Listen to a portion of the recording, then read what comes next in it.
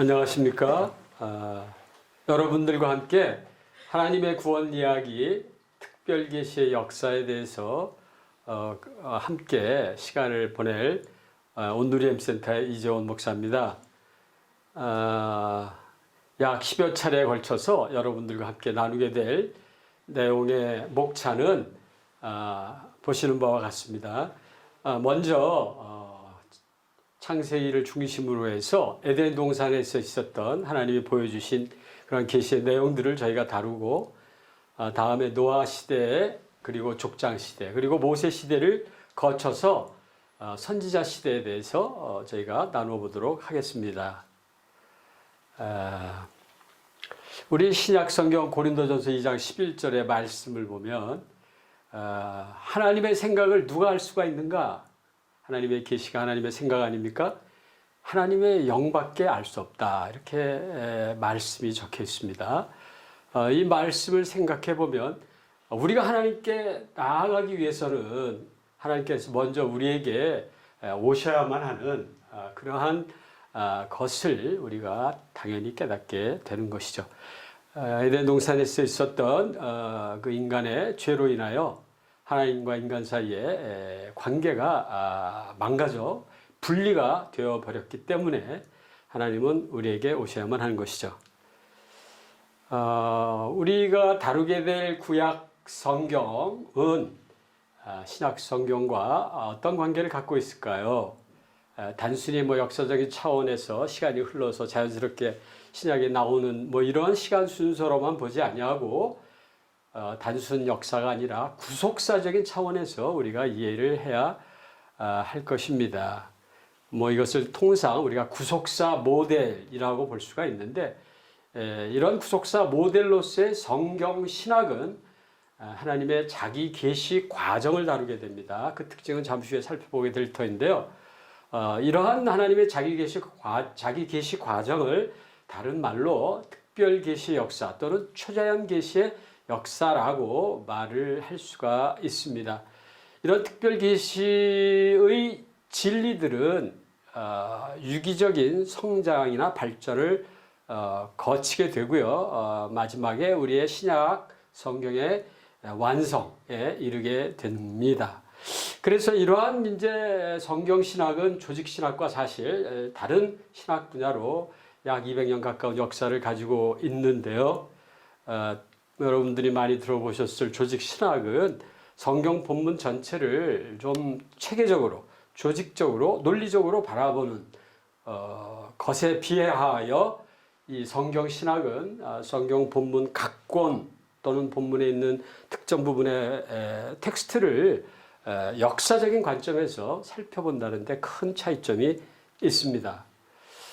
저희가 이번 시리즈 강의를 통해서 다루게 될 내용들은 미국의 저명한 신학대학원이었던 프린스턴 신학대학원의 게하르더스 보스 교수가 평생 연구했던 성경신학, Biblical Theology 책을 말년에 저술하셨는데요. 이 훌륭한 책을 저희가 알게 됐고 또 함께 이것을 중심으로 나누겠습니다.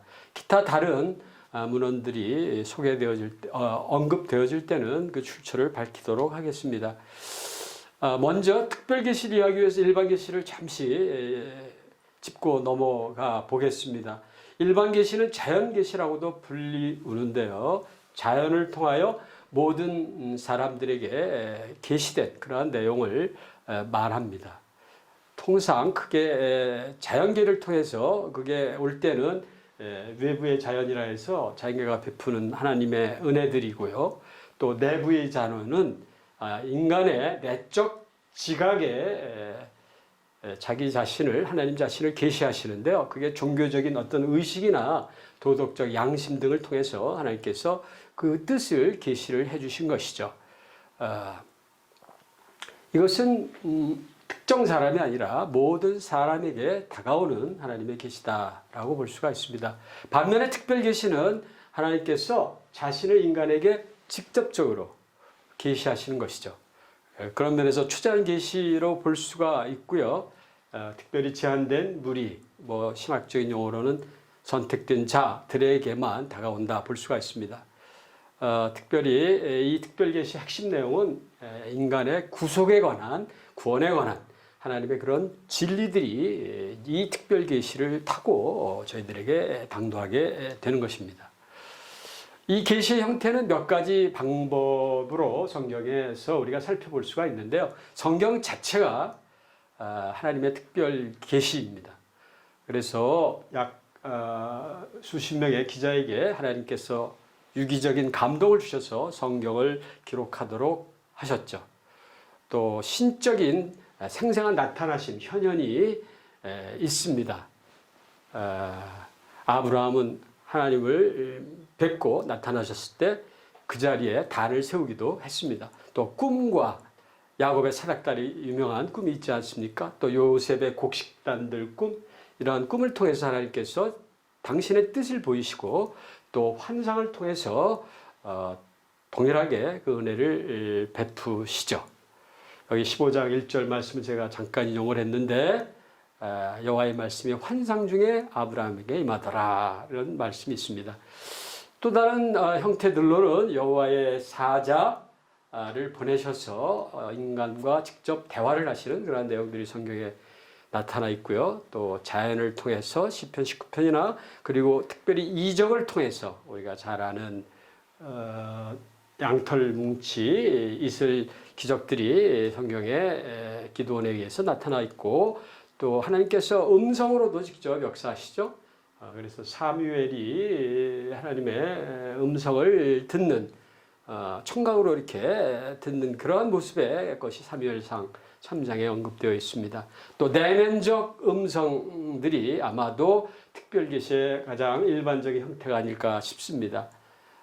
그리고 때때로 하나님은 이전에 이미 성경 내 특정 부위에 기록된 말씀을 어떤 선지자들을 통해서 본 경우는 예레미야 선지자가 다니엘서를 읽을 때 포로로 잡혀갔다가 70년 만에 귀환할 것이다라는 그러한 내용의 글을 깨닫게 됐는데 이러한 것들도 저희가 특별계시로 볼 수가 있겠습니다.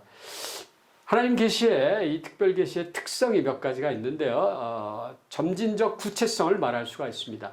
시간이 흐르면서 이 구속사와 불가분의 관계를 가지고 점진적으로 구체화되는 그런 특성이 있습니다. 다음은 다양성인데요. 우리가 구약의 전 시대별로 그 다양한 모습이 드러나게 되고 또 적응성은 실제적인 신앙적 필요에 이렇게 부응하는 그런 형태의 계시가 되겠습니다.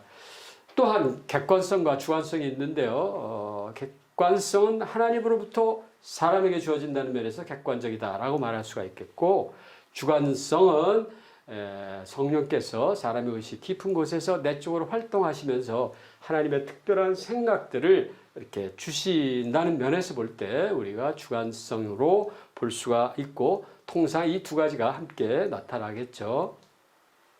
아까 말씀드렸듯이 제가 앞으로 10여 차례 이상에 걸쳐서 나누게 될 이 본 특강은 다음과 같은 내용을 기반으로 하는데요. 말씀드렸듯이 게알도스 보스 교수의 성경신학 책을 기본으로 언급을 중심으로 하되 필요에 따라 부과하겠습니다.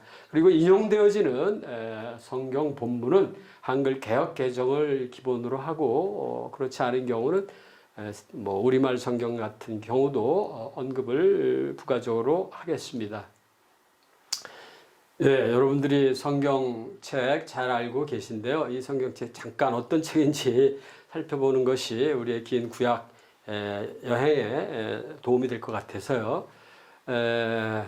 우리가 과거에 지금과 같은 성경 모습이 나오기 이전에 성경은 두루마리 형태로 되어 있었죠. 이것은 여러분이 보시는 이 이미지는 약 200년 전 유대 회당 시나고그에서 발견된 그러한 두루마리 성경입니다.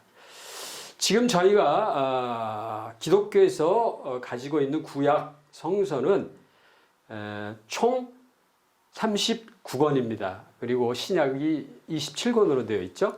그래서 이 39권은 보시다시피 크게 네 가지로 저희가 분리해서 성격적으로 나눌 수가 있습니다. 통상 모세오경이라고 불리워지는 율법서가 5권 있고요. 그 다음에 역사서, 그 다음에 시가서, 그 다음에 선지서로 구별이 됩니다. 이 내용을 많은 분들이 알고 계실 터인데 이 성경의 이러한 순서는 BC 2세기에 발간된 히브리인들이 가지고 있던 히브리 구약 성경의 헬라어 번역 과정 중에 이런 새로운 편집을 순서를 따르게 됐습니다. 당시 팔레스타인 지역이 로마 통치하에 있었기 때문에 많은 유대인 히브리인들 디아스포라들이 있어서 자국 모국어를 잃어버리고 가고 있는 그런 상황 속에 많은 귀한 랍비들이 모여서 이것을 다 읽을 수 있는 당시의 고대 근동의 국제어라고 말할 수 있는 헬라어로 번역을 하기로 결정하고 번역된 성경이 통상 우리가 70인 성경이다라고 말을 하는데요. 그것의 순서가 처음으로 이와 같은 순서를 갖게 됐습니다. 하지만 원래 히브리 성경은 부르기를 타나크라고 부릅니다. 토라의 T와 네비임의 N, 케투빔의 K 앞자를 따서 타나크라고 부르는데요. 이 성경은 크게 3가지로 구별이 되어 있습니다. 이 토라 부분은 율법서 모세오경은 동일하죠. 그 다음에 선지서라고 불리워지는 그 네비임의 나비가 선지자를 뜻하는 히브리어인데요. 그래서 이 선지서가 크게 8권이 4권으로 전기선지서와 후기선지서로 나누어지게 됩니다. 후기선지서는 저희들이 잘 아는 바인데 이 여호수아, 사사기, 사무엘, 상하와 열왕기, 상하는 저희 기독교가 사용하는 성경에서는 앞서 보신 슬라이드에 역사서 부분에 모세오경이 끝나고 시작되어진 그 부분을 역사서라고 통칭하는데요. 거기에 포함되어 있는 것입니다. 하지만 이것은 보는 관점에 따라서 불리니까 히브리인들은 이 내용들이 하나님의 어떤 계시를 쫓아서 기록한 사람이 전기선지서 기록한 사람이 그러한 형태로 기록을 해서 이런 관점으로 본다라고 우리가 이해할 수 있겠습니다. 그 다음에 3번째 케투빔은 거룩한 문서, 성문서라 해서 나머지 부분들이 이곳에 들어가 있습니다. 시간 관계상 자세한 말씀을 생략하도록 하겠습니다.